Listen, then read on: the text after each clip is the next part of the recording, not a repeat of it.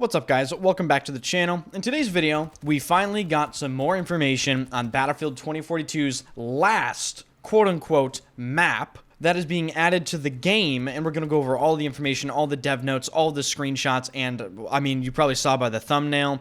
Guys, we have a lot to talk about because this layout, or the map itself, is already getting flamed by the community without anyone even playing it yet. So that's definitely going to be fun to go over in this video, but I also wanted to give you guys a brief overview of content that will come later in the week on the channel. Some of you might be aware of a current content creator cheating scandal going on within the Battlefield community, and I'm sure people are going to ask my opinion on that in the comment section of this video because it is currently everywhere on Reddit. It's a bit of a tricky situation. I'm going to wait until the dust settles on this and gather all my info to make sure that I don't make a rushed video on that subject. So you can expect that cheating video later in the week. Now, without further ado, let's get into this video. If you enjoy the content or want to see future videos like that cheating scandal video, hit the like button, subscribe to the channel, turn notifications on. Thank you guys to everyone that does that. And of course, I stream every single day at twitch.tv/enders, first link in the description. Drop my channel a follow, it is free. So, we finally get to see what this Stadium map is going to be all about. This Stadium map, or remake, or whatever you want to call it, has been shrouded in controversy ever since DICE decided to announce it, because people are mixed on whether or not it's even a new creation at all, because, of course, it was an existing portion of the map Hourglass repurposed into a standalone map. We now know that we will be able to play this Stadium map, which is the last map Battlefield 2042 will ever receive on April 30th. DICE's reasoning for reworking this stadium into a standalone map was all the way back in Update 5.2, they redid Hourglass, and the feedback was that people wanted the stadium. People were very angry. The Hourglass rework essentially omitted the stadium from the game, and they are essentially claiming that they listened to community feedback with this map. Now, I have to be very clear, I don't have a problem with them reusing a portion of an existing map necessarily. However, I think once you look at some of the further details, you will understand why some people are sort of flaming this map. First, we're going to take a look at the overhead layout of this map, and then I'm going to flash screenshots of the background of different areas of the map while I'm talking about it. So taking a look at the layout here, I think these guys can probably see why people are confused. This map is even called Stadium, because 66% of it is literally a fucking sandy courtyard. And this is leaving people very confused, because when you name a map Stadium, and I think this is what people were expecting, they were expecting you to sort of utilize or maybe rework the entire stadium, and perhaps we would fight in the center of the stadium where the field is supposed to be, then the outskirt flags would be strewn about the circumference of the stadium, and there would be multiple floors, and this would play sort of like a vertical redacted.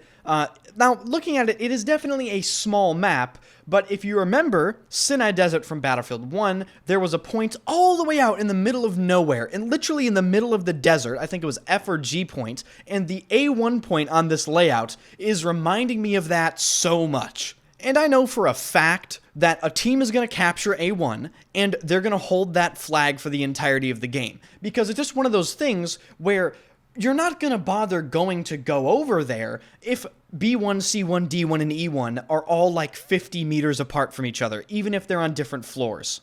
And I just have to be completely honest, guys, it's just hilarious. Like, all I can do is look at this and laugh. We'll see how the map plays. We will. Like, maybe it'll actually be good. DICE has already sort of addressed some of the concerns about the stadium map, and they have this to say, quote, concerning the right side of the stadium, DICE says the map won't be featuring an objective in that area because the border of the map would then be extremely in your face, and their goal is to not have that take place and encourage out-of-bounds skirting. DICE goes on to say that the center of the stadium, which is covered by a sand dune, will still be used, but it's just not the focus of the map. That was via Battlefield Bulletin. DICE then goes on to say at the end of the Stadium dev notes to basically tell us that this is the last map that is being added to 2042. They thank us for our continued support throughout the seasons of 2042, and they hope we enjoy playing the map. Now, if you were paying attention to some of the screenshots that have been running in the background of this video, you'll see that at least the stadium portion sort of looks like a lot of areas in Battlefield 2042. Lots of reused assets, lots of sandbags and crates everywhere. But generally speaking, the stadium is going to be CQC with verticality, so think of it like a vertical redacted. I think the interior portions of the stadium could be pretty fun to play in. The verticality just worries me because how annoying are the vertical flanks going to be? I imagine there's some sort of zipline system to go from the bottom floor to, say, like the second or the third floor, if there is a third floor. So imagine the amount of spawn beacons and the amount of tugs that are spawning you that you can't even find. It generally just sounds like a nightmare, and I think Battlefield 2042's downfall on a lot of the maps is just overused verticality, especially with the fact that McKay is in the game, and that is coming from a McKay player. The reason I play McKay is he's completely overpowered and ignores the rules of gameplay, which is stupid. Now, as far as that other weird flag placed in the middle of nowhere, I think that's generally, again, just going to be a flag that people capture and then never try to fight over again. It's going to be a flag that causes constant flanks, constant wraparounds, and people are probably just going to camp and snipe from there, even though the enemy's deployment is on either side of it, depending on what team you're on, of course. And in true Battlefield 2042 fashion, ladies and gentlemen, I truly believe that this is Battlefield 2042 going out with a pitiful whimper in terms of map content. It's not even a true, full, ground-up, brand-new map. It is literally just a piece of an existing map that they decided to make a standalone map, and if you remember, they called it a new map, which is why people took issue with it. So if you want to see my first impressions of me playing this map, definitely tune into the Twitch stream on April 30th. I will be streaming probably about like 2 or 3 EST. Make sure to turn notifications on for the Twitch channel. And as far as this video is concerned, that is pretty much it, guys. If you enjoy the content, hit the like button and subscribe to the channel. I enjoy each and every single one of you that comment on the videos. I love reading the comments. And I'm going to yap and just give you guys some extra information at the end of this video if you're an OG viewer.